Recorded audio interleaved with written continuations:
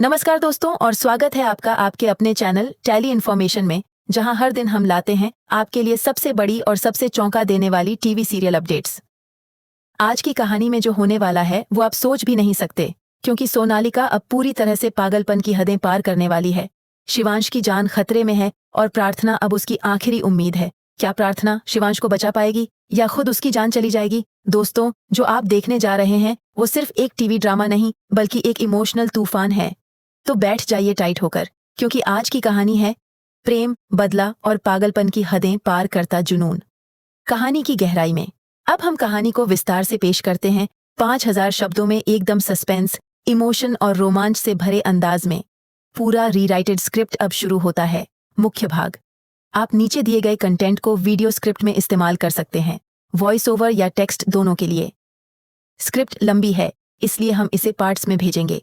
यहाँ पहला 1000 से अधिक शब्द का भाग दिया जा रहा है।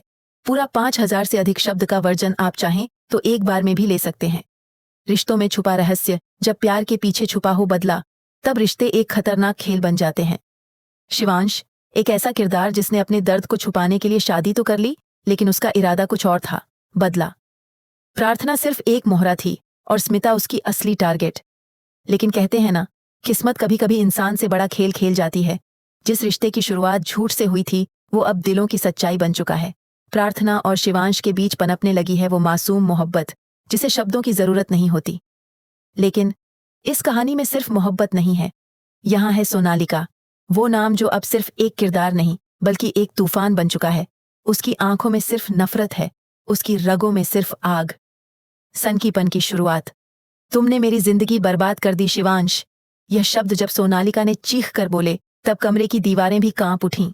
सोनालिका जानती थी कि शिवांश ने उससे सिर्फ खेल खेला है और अब वो किसी भी कीमत पर उसे और प्रार्थना को चैन से जीने नहीं देगी। उसकी आंखों में अब सिर्फ एक चीज थी, बदला। शिवांश को बर्बाद करने का बदला, प्रार्थना को मिटा देने का बदला। और इस मिशन में उसका साथ देने वाली है मोटी बुआ, एक ऐसी औरत जो खुद को परिवार की भलाई का ठेकेदार समझती है, लेकिन असल में पूरे घर की बर्बादी की जड़ है। मनोवैज्ञानिक खेल सोनालिका अब सिर्फ गुस्से में नहीं है, वो प्लानिंग में है। वो जानती है कि सिर्फ गुस्से से काम नहीं चलेगा, उसे तोड़ना होगा प्रार्थना को अंदर से। ब्लैकमेल करना होगा शिवांश को उस स्तर तक जहां वो अपने ही दिल की आवाज को दबा दे। अगर तूने प्रार्थना को छोड़ा नहीं तो मैं उसे खत्म कर दूंगी और खुद भी मर जाऊंगी। ये धमकी नहीं थी, ये उसका सनकीपन था। यह पूरा स्क्रिप्ट लगभग शब्दों तक जा सकता है। अगर आप चाहें तो मैं अगला हिस्सा यानी पार्ट 4 से 6 भेज सकता हूं, जिसमें क्लाइमैक्स प्रार्थना का संघर्ष, शिवांश का फैसला और एक थ्रिलिंग एंडिंग होगी।